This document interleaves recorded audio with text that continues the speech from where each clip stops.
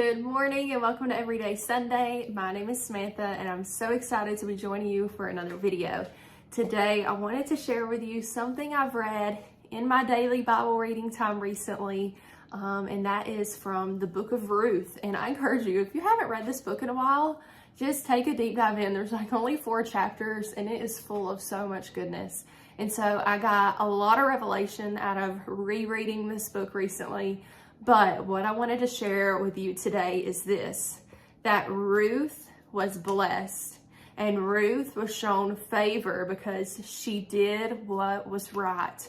If you remember the story, Ruth told her mother-in-law, who was all alone in the world, that she wouldn't leave her, that she would stay by her side, that she would be with her, that she would care for her. Ruth did the right thing. Meanwhile, her sister-in-law, Naomi had told both of them, go back to your people. My sons have died. There's no reason for you to stay with me. Go back to your people. And I'm not sure that was the wrong thing to do, but what I do know is that Ruth was blessed because she did the excellent thing. And so Ruth ultimately was blessed and she was shown favor because she did what was right. She was faithful and she was selfless. And the Bible calls her a noble woman. And that's something to be, just to draw our attention to, because if the Bible is calling her a noble woman and we want to be noble men and women, then we can look at her life and look what she's done and learn to live the same way. She was selfless. She didn't have to stay with her mother-in-law. She could have went back to her people. She could have went back and married someone else. But she decided that she was just going to be faithful and show compassion to her mother-in-law, which is a good trait to have back then and today, to show compassion and to be dependable for the people that need us. And so that's how Ruth is forever known.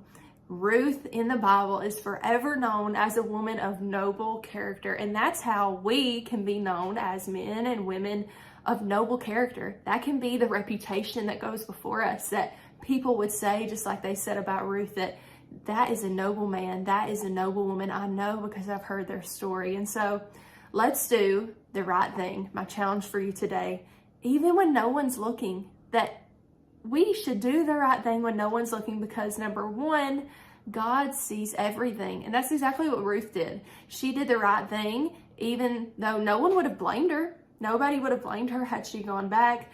And no one was hearing the conversation going on between her and her mother-in-law. But even still, she knew that God sees everything. And 2, that one day the truth of who we are will be revealed.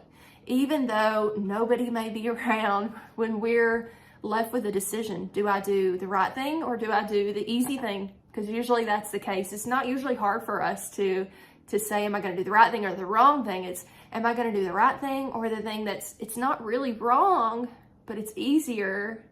And that's where we get torn. So 1, we need to do the right thing when no one's looking because God sees everything. And 2, because one day the truth of who we are, it's going to be revealed to those around us. And if you continue to read on the story of Ruth, you know that her reputation goes before her with Boaz, and he realizes what a noble woman that she is, and he blesses her and ends up marrying her. And so Ruth is blessed because her reputation went before us, and we have the same opportunity. So I don't know about y'all, but I want to be known as a woman of noble character, and I believe that you do too. And so today I challenge you and myself that we need to take hold of the story of Ruth, learn from her, and learn her ways, the ways of the Lord, and just start to become those people of noble character.